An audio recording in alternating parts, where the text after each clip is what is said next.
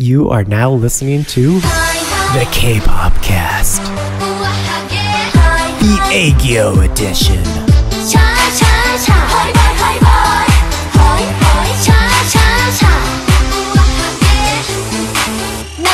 We're just coming off of a fun recording with the K-pop show. Woo-hoo. We're excited for what that will turn out to be. So make sure you go and subscribe, check those guys out. Again, it's the K-pop show. But for the Kpopcast for today, what are we taking a look at, Supermatic? We're taking a look at the latest comeback from the girl group Gugudan and their song in which they ask everybody, what about a girl like me? That's great. Not a girl like me, but... What kind of girl are you, Supermatic? Oh, I don't know, you know. I like long walks on the beach. Okay, all right, let's get this going.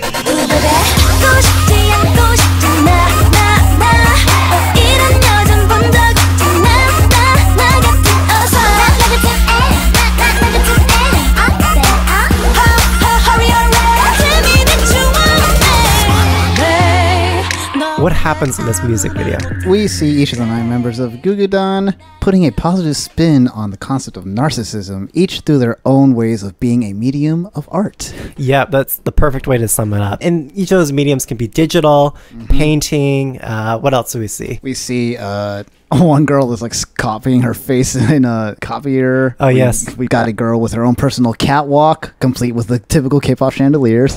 And like high fashion photography, yes, right? So every medium imaginable that one can express one's narcissism on. Yep. So this song, it was under the Jellyfish label. Yes. Same label who produced VIX. And the first impression that I got when I saw this was like, they're pulling out all the stops for this. They contracted DigiPen, who I think is becoming more and more ubiquitous for being the visuals of K-pop and known for all their colors. I mean, they've done Orange Caramel. They're almost like the Brave Brothers of visuals in terms of that ubiquitous sound that you hear, or maybe even the JYP whisper. So they paid big money for DigiPen. They also hired the songwriter who also wrote for other big acts like Twice and got7. Yes. And they had Ravi produce this. They put a lot of resources into this big hit. It was interesting for me to like not just to listen to, but especially with checking out the music video, because the more I dived into this, I couldn't help but have this effervescent question, especially on my more later watches, is like, what the girls of Gugudan are presenting to us.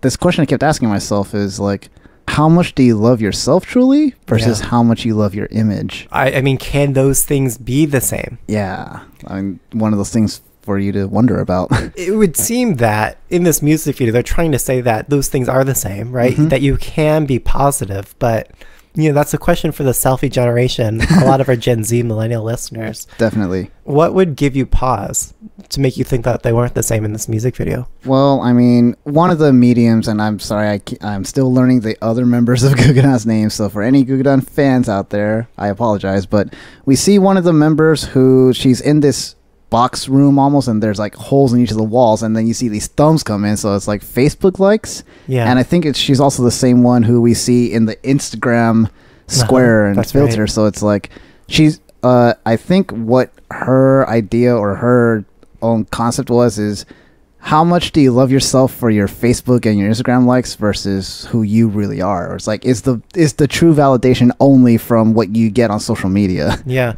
And I think that was kind of the unintended message in this. I don't think they look clearly, as it says in the description of the music video, that you can find confidence from being narcissistic in yourself. Yes. You know, however that is, right? And I don't think that they need to say that you need to be pretty, although these girls got a lot of surgery from their last release.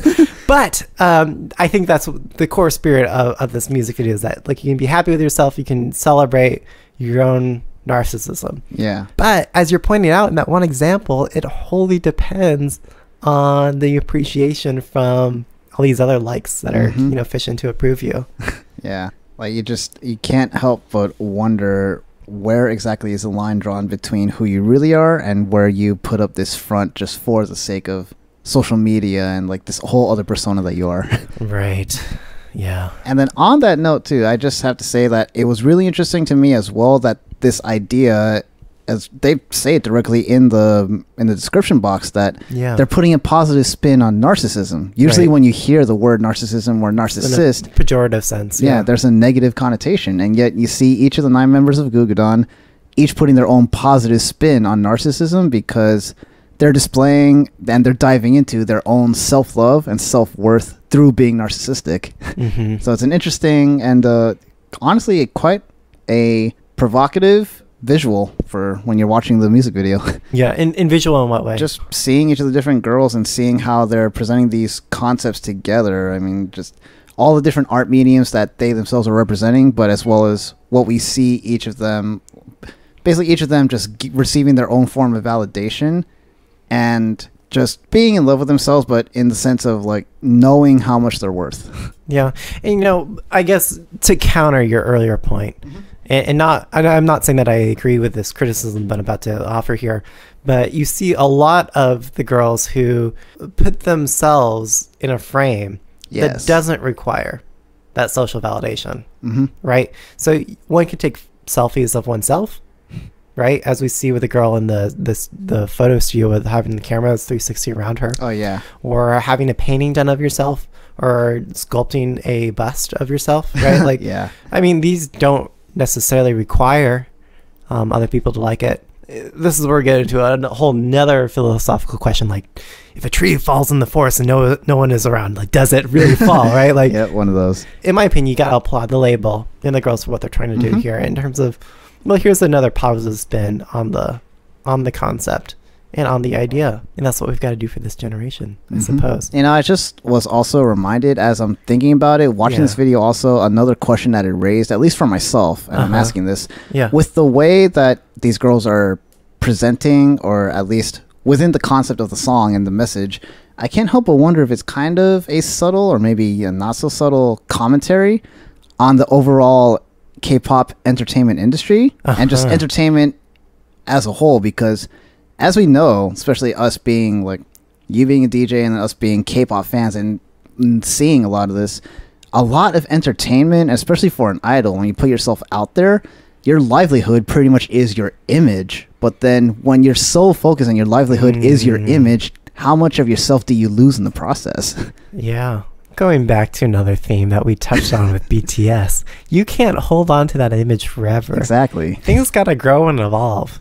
And you got to be happy. You got to find beauty in aging and gaining those wrinkles. Indeed. I mean, now that you point that out, I don't know if this is a message I can get behind.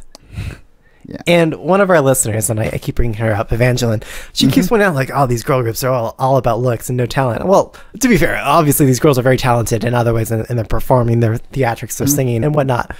But when so much of your success is tied to your beauty alone, in a very narrow sense, an unchanging view of what that beauty is, like, that can't last forever. Of course not. So we gotta move beyond that, in my opinion. Wow. Who knew we were going to go this direction after looking at Gugudan? I know, like so many evocative thoughts just from what seemed like a simple video on the surface. And not in the ways that they intended. Let's give them some positive buzz, though. They do a lot of things that would only succeed with a 9-member group. You look at the line distribution of this song. And, you know, one would look at just the raw seconds in terms of like, oh, this person speaks for or sings for 14.5 seconds, and this one sings for 6.7 seconds. You see there's a slight variance in terms of like who's given what. But on the whole, with the exception of Sally, the Chinese one, they are given all equal distribution, and not one girl is given a complete verse. So knowing that, I think what's really cool to note about this is that because no one girl completes a verse, you will have one girl saying a phrase, and then before she even finishes that phrase, you hear the variety of a new voice coming in right at the end of the old one. And this has been a criticism for other K-pop groups, right? Especially when you have a lot of solo artists who come together, they're too polite to each other, that they don't like start to layer and blend. And when you have a 9-member girl group like this, you can have that constant changing of different voices very nicely layered on top of each other. I think you get that with this. We look at Sally, Sally, who was only given like, I don't know, 4 point whatever seconds, like the least out of any member, for those of you keeping score at home. And I am willing to say that they probably did that because she's probably working on her pronunciation of Korean, if I had to guess, being the only non-Korean speaker in the group. Yeah. And she's still given a lot of visual screen time. So I think that may change for her. For those of you who are anticipating like, well, what about this member who wasn't giving very much? It still provides a lot of fun variety in a song. When we were trying to figure out what we were going to review today, we looked at this song, and I think my initial comment to you, Matt, was like, oh my God, it's another Aegyo song. Like, do we even want to review it if we're just going to shit on it, right? Right. At first I watched it, you know, just like, why is everyone paying attention to this song? Why is everyone blowing up to the song? And then I'm like, okay, well, this is kind of interesting. And I had like, the more I watched it, the more I got transfixed and hooked onto this. And I think I'm really liking this song, both in terms of the concept and the music video. You look at their earlier concepts, or rather their only last concept. Oh yeah, their debut, which was Wonderland. Oh my God, I wanted to vomit. Like that song, it was like a bunch of girls dressed up like they were 7 years old. And they're all old. Each of these girls, except for like 2 of them, are older than 20. You can't pretend to be a child forever when you're like, you know, well into maturity and adulthood. So that irked me. And with this, it seemed like a compromise in that they were preserving that Aegyo quality, but it was still a fun bop. Yeah. Because, I mean, it's like this fast, you know, 130 beats per minute song. And you've got these girls layered on top of each other. They're singing really fast, but they still come in with all these like really fun, cute Aegyo ad-libs. Yeah, they do. Especially that hook where they're constantly, I can't say it in Korean, but they're saying the phrase on the hook, which is "a girl like me." That's right. But I'm also referring to the the acha. Like, I mean, just a lot of those sounds that don't mean anything, but are thrown in for that stylistic Aegyo. Yeah. And I think, you know, that by itself, I don't really like, which we see in Mermaid, where it just feels like that's all it's about. But when you're able to mix in Aegyo with other things, I think that it actually succeeds, or that it actually has legs. This was a departure from Aegyo-only young girls who don't know how to care for themselves into something that's a lot more edgy and nuanced. You look at there was an 8-month gap between their last single and this one. Yep. And they put a lot of effort into giving each girl their own branding, whereas in the last one they were all the same 7-year-old, you know, with bow ties on their head and confused, helpless look. This one, each had their own personality and setting. Yeah. And as you said earlier, they each had their own medium of art to convey their narcissism over.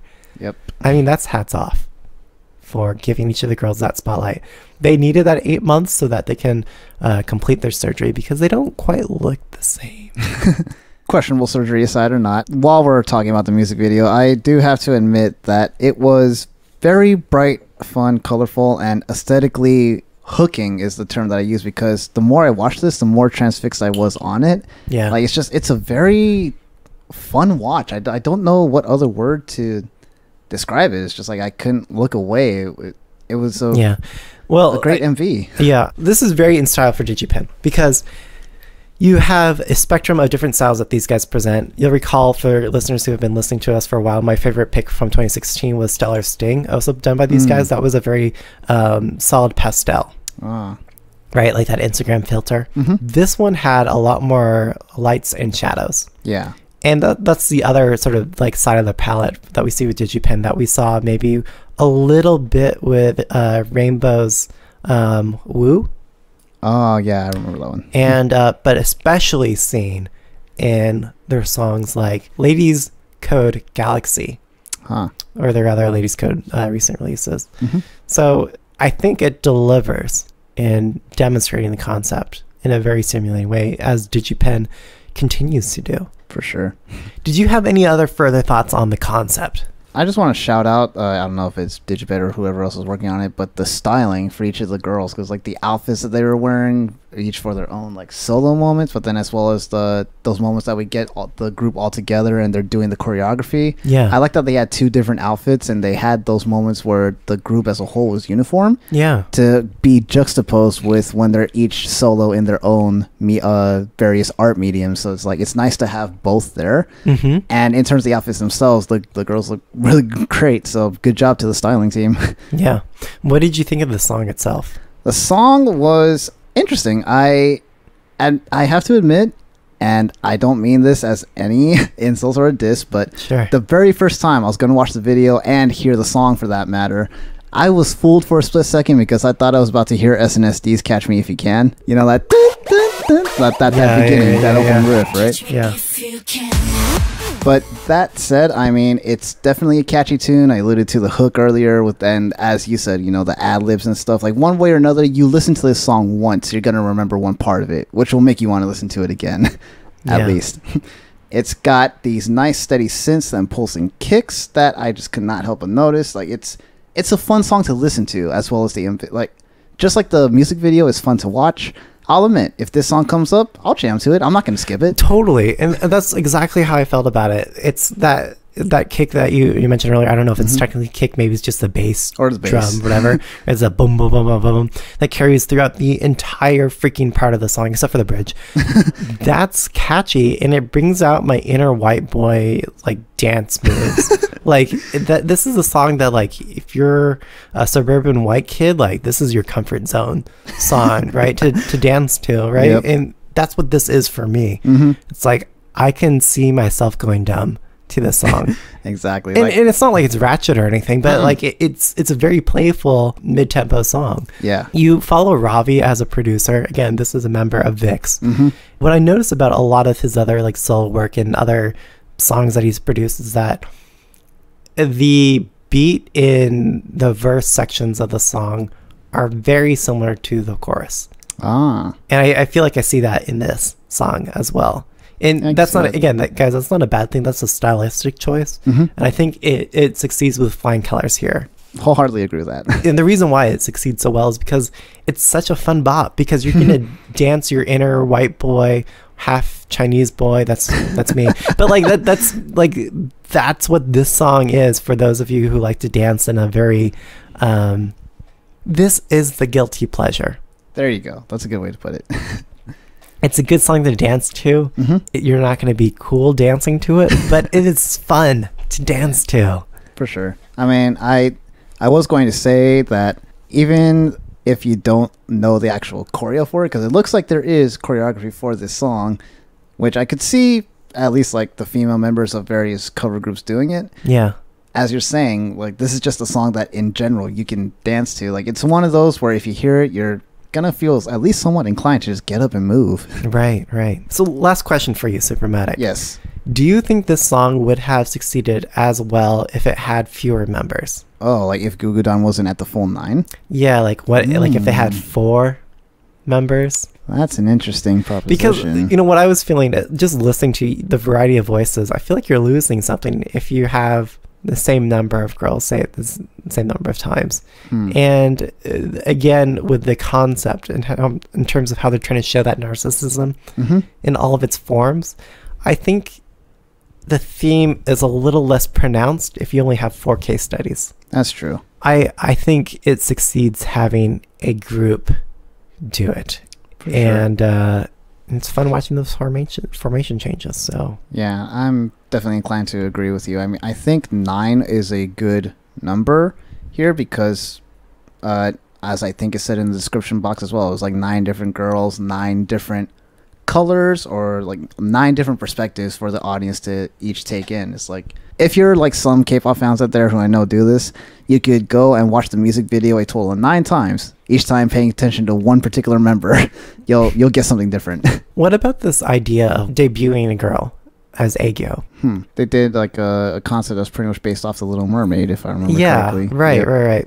But I mean, in terms of the look that each of the girls had, it felt like it was only Aegyo. Was that strategically done to introduce them as opposed to having them come up with some edgier concept at the start. And the reason why I asked this question, because I've seen some comments like, well, this was a calculated move by the label because starting them Aegyo is more likely to gain that initial groundswell of support in Korea.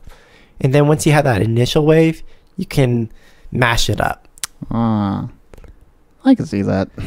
So I'm more for the mashing up of it, but Aegyo in its essence, I'm not so favorable because I feel like as we already see it with too many other groups right now. Yeah, like as you've alluded to even on previous episodes of our show, the Aegyo concept is so commoditized these days in the K-pop genre. Yeah. So it's just a matter of we've got a pink G-Friend Girls' Day that could have come close to doing this concept, but this is just edgy enough where I think it differentiates themselves from the other groups, because those other groups, they've also had DigiPen. Yeah. Do you think any other group comes close to doing what Gugudan is doing? We've seen other girl groups come out, and I think the norm nowadays for new groups is having like at least large numbers. Like anywhere between 7 to like 9 at least seems to be the conforming number. Right. But what Gugudan does well, at least with this one, is, as you said, they're a large assortment of 9 girls, but each of the 9 manages to stand out in their own way. They get their moments to shine, and I think that's something that is hard to achieve with any bigger group. I mean, and this is probably why we see Twice taking off so well. We've lauded Twice for each comeback. They each get highlighted in their own way, and major props just to any group in general, but especially for girl groups in K-pop these days that are able to achieve that same different sub brands within the group. Yes. Yeah. So while I love everything DigiPen, I don't feel like they got to the same production level value that we saw with Twice and Ooh-Ah and Cheer Up. Oh, for sure. Right. Or even with TT. Yeah. Right. That's true. I mean, again, Twice, each of those members got just a little more, I think, uniqueness in how they were presented. And DigiPen, I think, comes pretty close in bringing them there. Yeah. But that probably just required more money. Indeed. And not everyone can do that. Not everyone is a JYP or an SM or a YG. Yeah. But then on that note, I mean, that's why for me, I mean, I'm glad to see Gugudan taking steps in what seems to be the right direction here, because it's hard enough as it is in the K-pop industry as a whole to achieve or hit it big when you're a smaller label. Right. So that's why I like it. I mean, I'm glad Jellyfish has found their girl group, because for a while, who else did Jellyfish really have aside from their boy group, which is VIX? Yeah. And now and the members of that group, but individual members, right, in their own solo activities. But yeah, you're right. And then now here's Gugudan. It seems to be taking a step in the right direction. I'm just hoping that from here they'll be able to capitalize on it more, and they'll see better success for this. Yeah. You know, when I first saw VIX, I thought they were part of S&M Entertainment with songs like Chained Up. But that's a conversation for another time. So in terms of how you score this song, yes, for the audio, for the song, 1 being lowest, 5 being highest, how would you rate this song? So for me, I actually gave this song a pretty solid 3.75, because one thing for me is that if I find myself debating back and forth between a high 3 or just barely at a 4, I go with the high 3, because that means that the song didn't do enough where I immediately think it's a 4. Yeah. And personally, for my scaling, you know, a 4 is at least in the realm of immediately being a favorite. I don't know if this is a favorite song of mine yet, but it's enjoyable. Like I said, I'm not going to skip it if it comes up. It's fun to listen to. I can see people dancing to it. Yeah, 3.75 for me. Yeah. I hate how we have like the same scores. Like I feel like I need to disagree with you just for the sake of being different. Oh. But overall, what I want to say about this song is that I did not want to like this going into it. Like I deliberately went into this thinking about how I was going to take it apart and explain why it's horrible. But the more I listened to it, the more I liked it. So this song is really starting to grow on me. I mean, it's like one of those guilty pleasures right up there with like Crayon Pop in terms of like how embarrassing it is to love it, but I love it. So, okay, I guess I'll go just minutely higher than you. Oh, so I'll go with 3.85. Okay. For the concept, how would you rate it, Supermatic? So the concept was actually where I gave these girls a higher score, because the more I watched it, the more I realized I was like, this is really fun, and it's just I like what these girls are doing. And upon each watch, and I forgot to note this earlier, I found myself noticing something new and something different. So I actually was one of those people who, like, each watch I found something that I missed the first, second, third time around, and I like that. I like when a music video has enough content where you're discovering something new, especially on a rewatch. So for this, I gave the concept a pretty solid 4. And at first I thought the 4 was a little high, but then I watched the video a few more times and I was like, nope, it's a 4. Let me ask you something about that. With BTS, we had to deconstruct the hell of that thing, right? Yes. And there was no guide from BTS. In this case, they're like, here's the cliff notes, guys. Like here, like right in the description of the video. Do you think that deprived you of like an emotional connection or experience with the song or the concept? Oh, like having that knowledge beforehand? Or just like, having it so clearly, plainly stated by the label? It's possible. I don't know. I mean, I like to think, or at least it's easy to say, that if I never read the description box, I would still feel the same. But I don't know. I think it might just be a personal thing for me. I find it kind of cool to have that knowledge like beforehand. Yeah. Because then you go in with at least a better understanding of what's being presented. Yeah, I think my recommendation would be for, sure, Jellyfish, but other K-pop labels moving forward who go through this effort to, you know, add these layers and symbolism. Just give us a tease. I think that would just make it more fun, I think, for fans to react to. And I don't mean like in YouTube reaction videos, because you have to take a more slower, calculated look at the music video and let it soak in. Let yourself absorb the song and the concept more. Let it marinate. Yeah. And so the age-old question that we have on the show, like, what balance do you go between too obtuse and too like superficial? Yeah, exactly. And I think I want something in the middle. I think that's that Goldilocks zone for me. So overall, you can like it and not like Aegyo. Yeah. And I think that's the TLDR for this song. It may be like an Aegyo brand on the surface, but you do not have to be an Aegyo liker to like this. And props to DigiPen, because I think DigiPen really brought it to that surface. Oh yeah, definitely. But I feel like they could have gone just a little more and making that a little more nuanced of a message, and get that higher production value level from Twice. So for me, it's a 3.75. Ah, okay. Yeah. This is an embarrassing guilty pleasure bop. Well, on that note, I guess we can start with you. Daebak or not, Peter? It's definitely Daebak. All right, and then it's Daebak for me as well. So I'm looking forward to seeing more from Gugudan, so long as they don't go back to that mermaid theme. Yeah, like don't take a step back. Yeah, I mean, if they're going to match this core image up with something different, I think that would be welcomed. Yeah, I'd be excited to check that out. Yeah. Especially if they get DigiPen again, they get Ravi again, right? If they get the same songwriter, I think, you know, they could do more. All the same team effort. Yeah, fighting. Yep. So that was it for this episode of the Kpopcast. We're still experimenting with what show format works for us. This is a shorter look. Let us know what you thought. Just give us a tweet. It's at hashtag Kpopcast. Yep. And another reason to participate with the Kpopcast hashtag and to give your feedback on the show via a review on iTunes or Stitcher or wherever it is that you listen to a podcast on.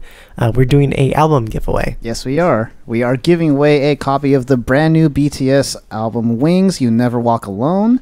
So if you would like to be the lucky winner of that album, shout out to all armies out there, what you can do is leave a review on whatever platform it is that you listen to your podcasts on the Kpopcast. And just take a screenshot of your review and tweet it out with hashtag Kpopcast. We'll take a look at all the entries, and we are going to be receiving them and looking at the lucky winner by March 8th. So get your entries in and leave us a review. Help us out. We'll help you out. Yep. And one of you will win the album. Yep.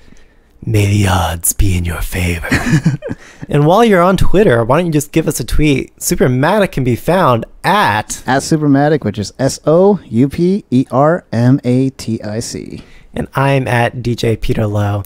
I also want to apologize for the paradigm of our past reviews. We were novices. I think we're getting better at this. So we adapt to what you guys give us. Yes. Catch you later. Thank you. Good night.